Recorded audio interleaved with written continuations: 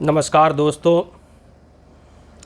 आज हम हडसर से आगे की चढ़ाई के बारे में बताएंगे। आप लोगों ने बहुत सारा प्यार पिछले वीडियो में दिया है। हम आपको एक एक जगह के बारे में विस्तार पूर्वक बता रहे हैं ताकि जब भी आप में से कोई जाए तो कोई परेशानी ना उठाना पड़े। इसलिए रास्तों के बारे में, जगह के बारे में हम आपको बता रहे हैं।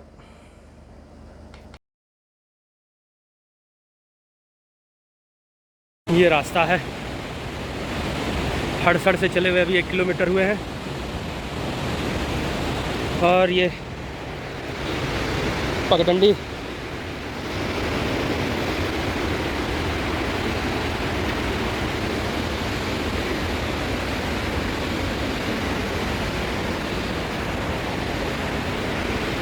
कभी ढलान कभी चढ़ाई। 11:30 बजे यात्रा शुरू हुई है हड़सड़ से।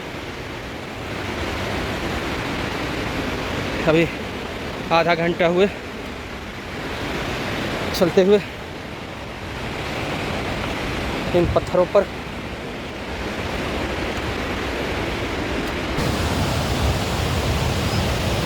रावी नदी पानी भरते हुए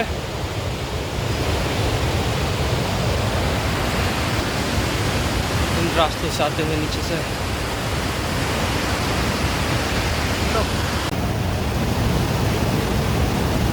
ऊपर से धारा आता हुआ इन पथरीले रास्तों से जाते हुए लगभग 2 किलोमीटर की यात्रा पूरी हो चुकी है।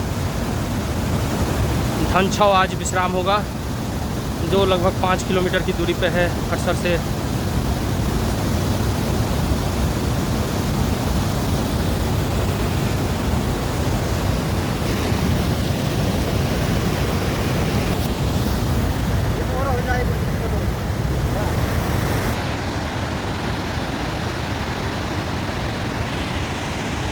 जब आप इन रास्तों में आगे बढ़ेंगे तो आपको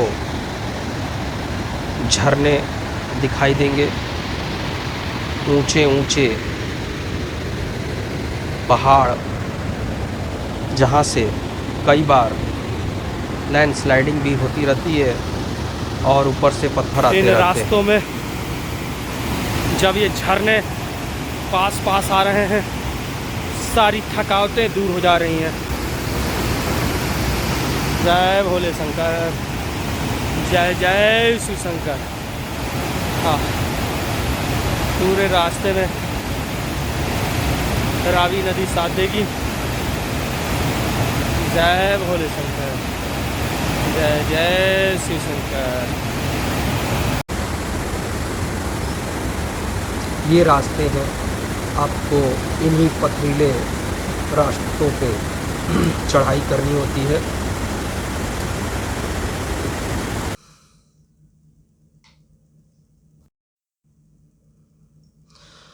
बैठ के आराम करते हुए। मोबाइल नेटवर्क नहीं मिलता है, धनछों में BSNL का नेटवर्क काम करता है। ऐसे ही रास्ते बीच बीच में मिलते हैं जिन पे हमें जाना होता है।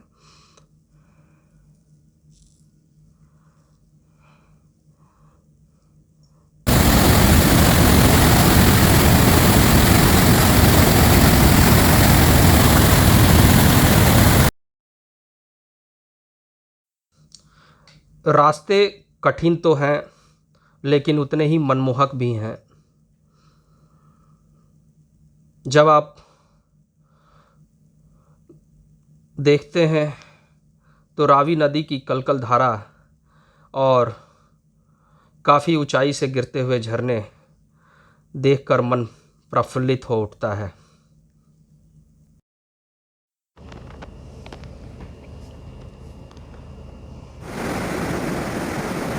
हडसर से शिवकुंड के बीच में हमें रावी नदी को 3-4 जगह क्रॉस करना होता है जहाँ टेम्पररी लकड़ी के पुल बने होते हैं।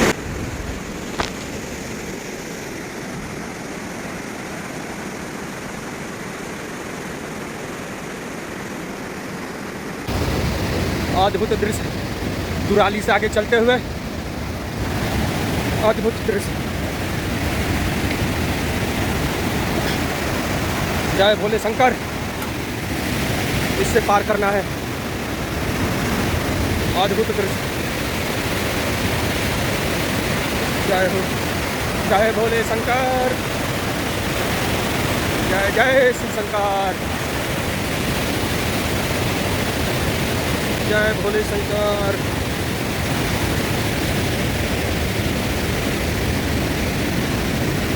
जय भोले शंकर। इन रास्तों से होते हुए मणिमहेश, यह जगह हडसर से लगभग 3 किलोमीटर आगे है, जहाँ पर नदी को हम क्रॉस कर रहे हैं। दूसरा छोटा पुल।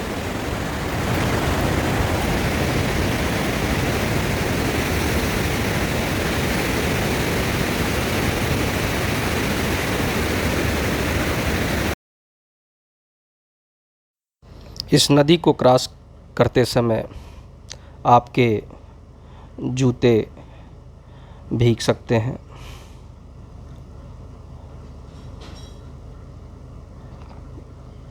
हमें कुछ दूर इस पे चलना होता है।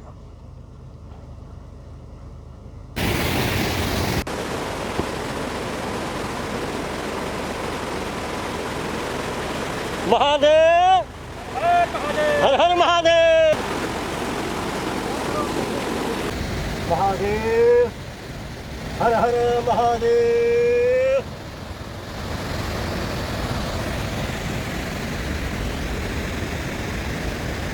इधर देखिए बादल ही बादल है, पथरीले रास्ते।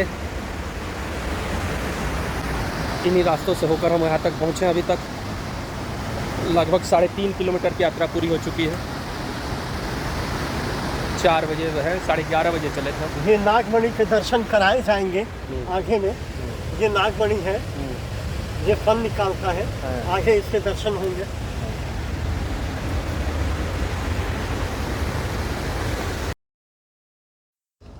पत्थरों में भी फूल खिलते हैं, यह देखने को मिलता है। और नागमणि पौधे का बहुत ज़्यादा पौधा मिलता आपको। रास्ते पथरीले और कठिन तो ज़रूर हैं, लेकिन जब आप चलते हैं और आसपास की वादियों को देखते हैं तो सारी थकान दूर हो जाती है। हम धनछो पहुंच चुके हैं। धनछो में आपको रात्रि विश्राम के लिए टेंट की व्यवस्था होती है और चाय पानी के लिए दुकानें होती हैं। मेले के समय बहुत सारी दुकानें लग जाती हैं और प्रशासन भी अलर्ट पर रहता है।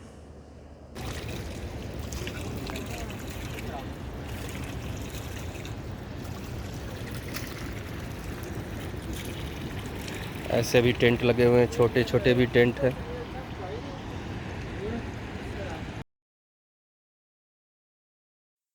थक जाने के बाद हमने रात्रि विश्राम धनछो में किया, जहाँ पे भरपूर कंबल की व्यवस्था थी और छोटे छोटे केबिन बने हुए थे।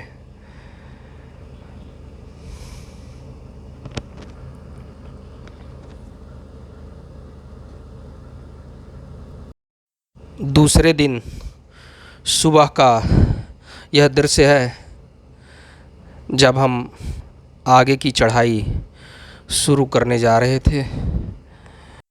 धनछो से शिवकुंड की दूरी लगभग 9 किलोमीटर है। हम अब यहाँ से अपनी आगे की यात्रा शुरू कर रहे हैं। बहुत सारे श्रद्धालु जो पहली बार जा रहे होते हैं वह एक बार में पूरी चढ़ाई नहीं पूरा कर पाते, इसलिए वहाँ रुककर आराम करते हैं। धनछो से आगे आपको शिवधरार नामक जगह पड़ती है, जहाँ पे हजारों वर्ष पुराना एक शिवलिंग है जो हवाओं से, बर्फीली हवाओं से अपना स्वरूप चेंज कर चुका है। झरनों के बीच से होते हुए, इन रास्तों से होते हुए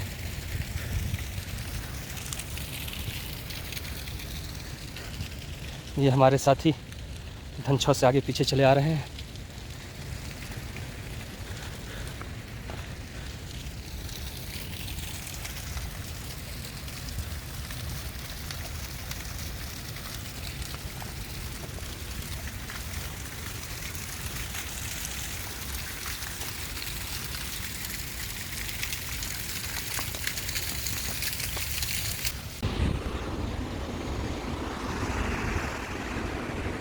एकाएक बादलों ने चारों तरफ से घेर लिया है।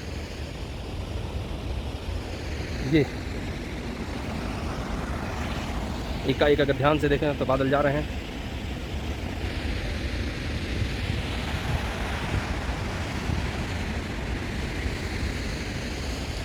सर्द हवाएं और बादलों का आवागमन मन को प्रफुल्लित करता हुआ।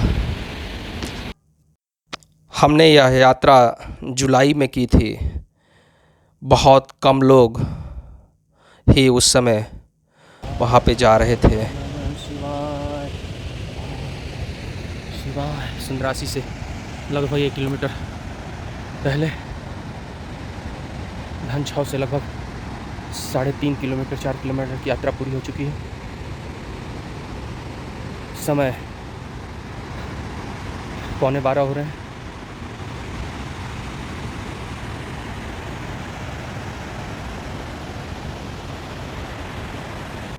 सुनहरे फूल,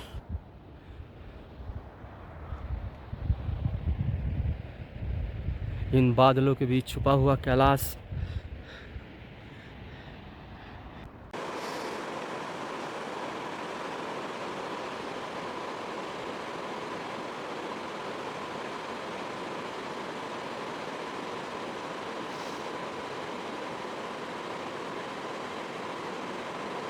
आप जितना ऊपर चढ़ते जाते हैं उतने ही मनमोहक दृश्य आपको दिखाई देते हैं, और कई पल तो ऐसा लगता है कि वहीं बैठ के आदमी इन्हें निहारता रहे। यही सारे झरने रावी नदी में जाकर मिलते हैं। सुंदरासी पहुंचने वाले हैं।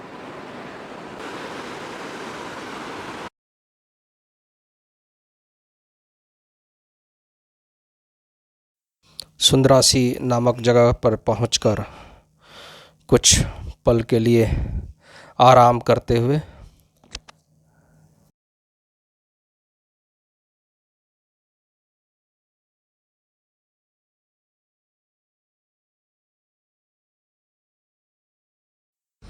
आगे ग्लेशियर दिखाई दे रहा है जिसे हमें क्रॉस करना है।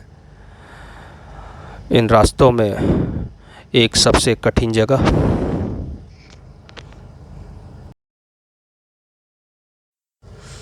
ग्लेशियर के पास पहुंचकर विचार करते हुए, पार करने से पहले यह विचार कि कैसे इसको आसानी से पार किया जाए, मन में एक अलग सी उमंग,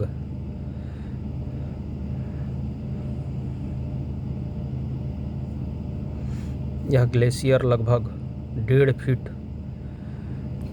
चौड़ी मोटी बर्फ़ की परत दिखाई देती है, और शुरुआत में ही किसी ने एक शिवलिंग का रूप दिया हुआ है। 100 मीटर का यह ट्रेंच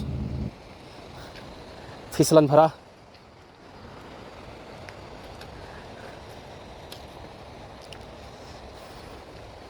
बाबा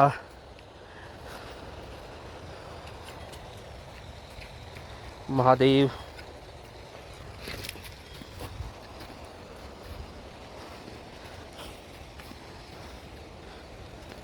ये बर्फ है पूरा ऊपर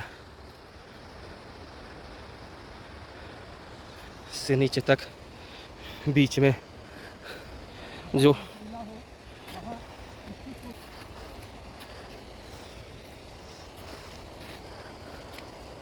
जय हो भोले शंकर, तेरी लीला।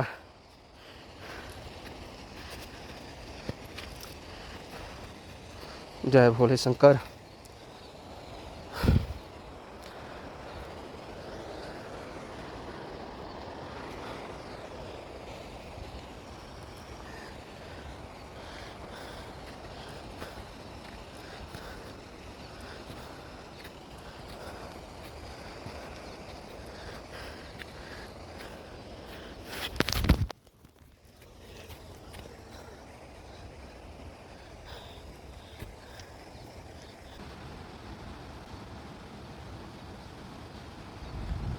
एक मिनट भाई साहब, आराम से आराम से।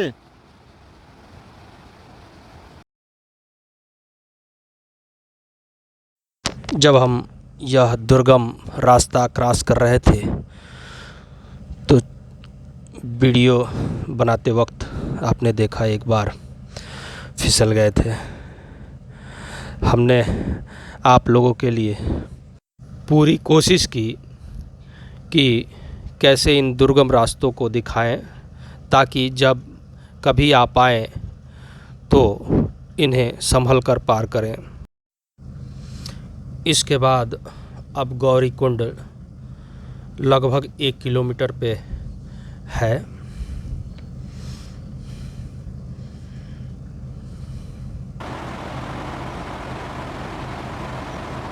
गौरी कुंड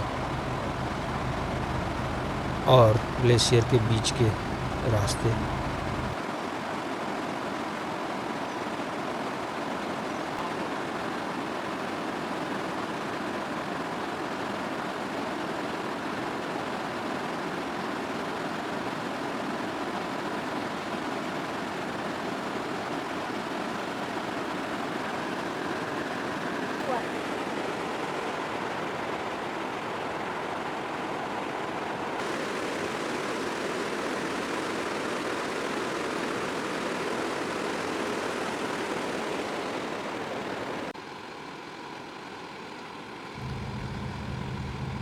इतने ऊपर भी जानवरों का झुंड दिखाई दिया,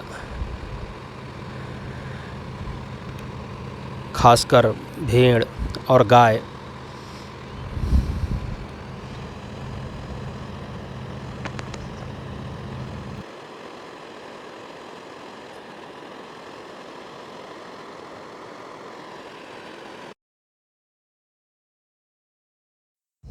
यह गौरी कुंड है जो कि शिव कुंड से लगभग 1.5 किलोमीटर पहले पड़ता है। गौरी कुंड में महिलाएं स्नान करती हैं और अपने मनोकामना हेतु यहाँ पर पूजा अर्चना करती हैं।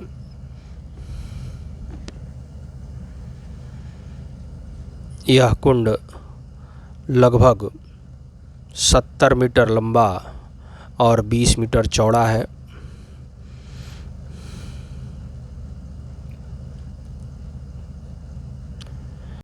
लगभग 1 महीने तक यहाँ पर काफ़ी भीड़ रहता है।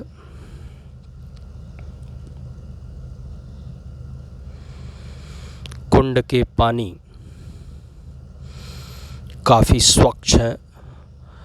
अंदर के पत्थर भी साफ साफ दिखाई पड़ते हैं।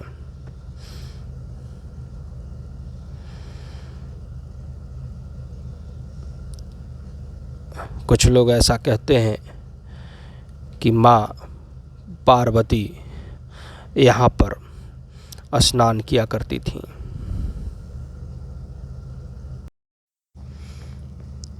हमने भी यहाँ रुककर पूजा किया और पूजन के बाद शिव कुंड के लिए प्रस्थान किए। यहाँ पे भी आपको एक दो छोटे टेंट दिखाई देंगे। मड़ी महेश से हम शिव कुंड के पास पहुँच गए हैं। लगभग 100 मीटर पहले का यह दृश्य है। मेला के समय यहीं से टेंट लगने शुरू हो जाते हैं। बहुत सारे श्रद्धालु यहीं से लंगर का टेंट लगाना शुरू कर देते हैं। जैसा कि हम पहले बता चुके हैं कि जन्माष्टमी से राधा अष्टमी के बीच में यहाँ लाखों श्रद्धालु आते हैं। आज का यह वीडियो हम यहीं ख़त्म कर रहे हैं। अगले एपिसोड में हम आपको उस दिव्य कैलाश, उस मणि का और शिवकुंड का दर्शन कराएंगे और तीर्थ की क्या महत्ता होती है इसके बारे में बताएंगे। आशा है आपको अब तक की यात्रा पसंद आई होगी। आपसे अनुरोध है कि हमारे इस चैनल को सब्सक्राइब, लाइक और शेयर ज़रूर करें और अपने कमेंट भी ज़रूर दें। धन्यवाद।